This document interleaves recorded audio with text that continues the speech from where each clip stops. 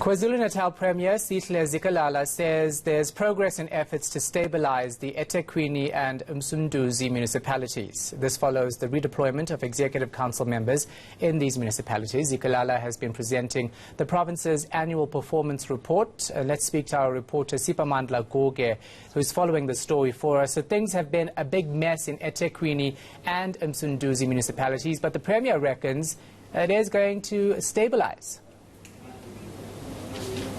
Indeed, that's what the Premier of Kwazulu-Natal Sihle Zikalala is claiming. He has just tabled a report here. He has just briefed the media, basically zooming in on two key and strategic municipalities in the province. eThekwini municipality, which is the only metro in Kwazulu-Natal, which is also the economic hub of the province, as well as Msunduzi in Pietermaritzburg, which is the capital city. Our viewers will recall that 3 months ago, the ANC in the province decided to redeploy or recall the mayors there, that is former Mayor Zandile Kumete in eThekwini, as well as Tembanjilo in Msunduzi, together with their entire exco. So there is a new leadership in eThekwini. It's been 3 months. The Premier claims that things are going smoothly in terms of political and administrative leadership. Our viewers would recall that eThekwini is one of the municipalities with a high number of irregular expenditure. Msunduzi in Pietermaritzburg received a disclaimer in the previous year from the Auditor General.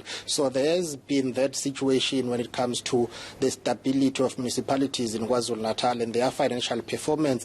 We did ask the Premier to say how can he say things are improving in eThekwini, whereas the municipality last week issued a statement saying they have a problem with refuse collection in Mlazi, the biggest township. It's been going on for years, but he said there is stability. Let's listen to him explaining. Both of these municipalities have put in place a turnaround plan which is already yielding positive results in terms of financial recovery and unblocking service delivery bottlenecks. The Msunduzi municipality is beginning to recover financially. There is political and governance stability, as well as unblocking of services delivery bottlenecks. The municipalities, both of them, are implementing consequence management and have acted on certain officials that have committed or are alleged to have committed wrongdoings. Let's move to this now. What's the Premier saying about Richards Bay Minerals following the community unrest there? He is disappointed. You would remember that last week he did spend the whole day in Richards Bay. We were there with him when he was trying to intervene.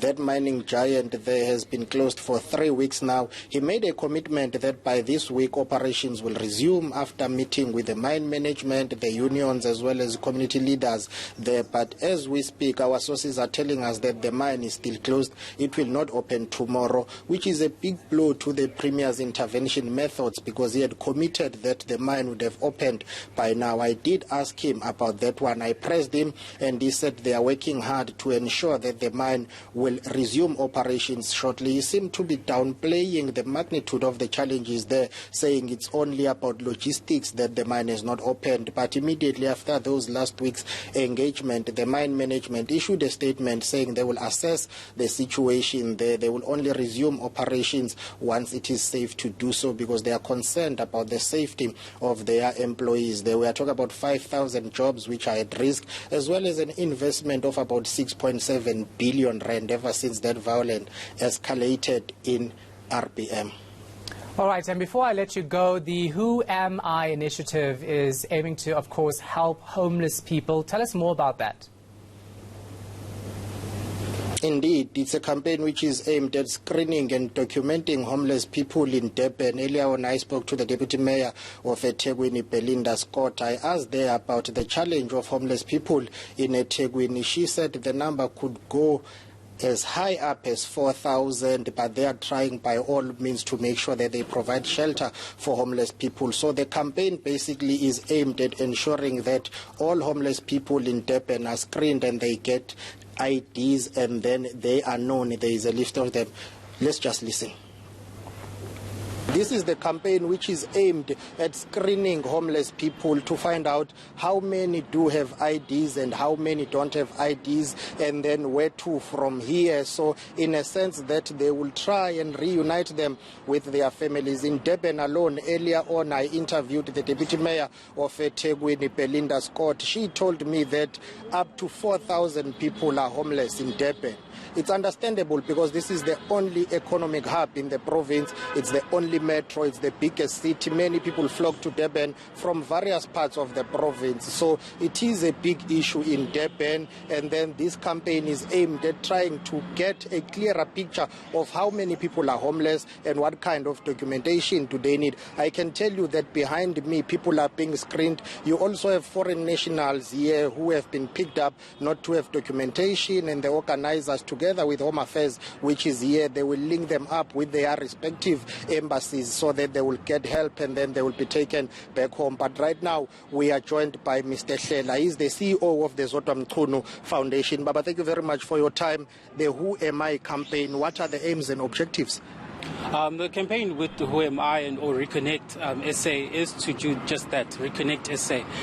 The first steps we want to do is to reconnect the families, bring the families on board so that when we go forward, we know exactly what we're doing and we know that they have the necessary support when we get to the end of the program. Do we have a crisis with homelessness in South Africa?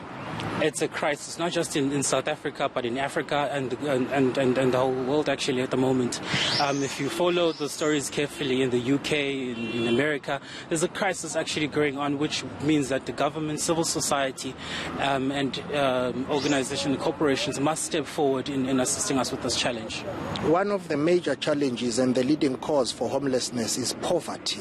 As a country, we are experiencing high levels of poverty, inequality, and unemployment. I've interviewed some young people here. They cite poverty and abuse as the leading causes for them to roam the streets.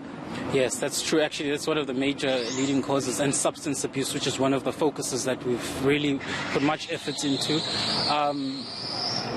It is a major problem, and it's time that our government also steps up in helping us with substance abuse, put in the right laws in place.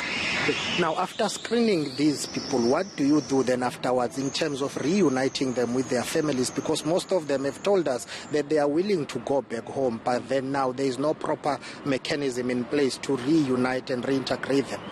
Yes, our work is to facilitate that process.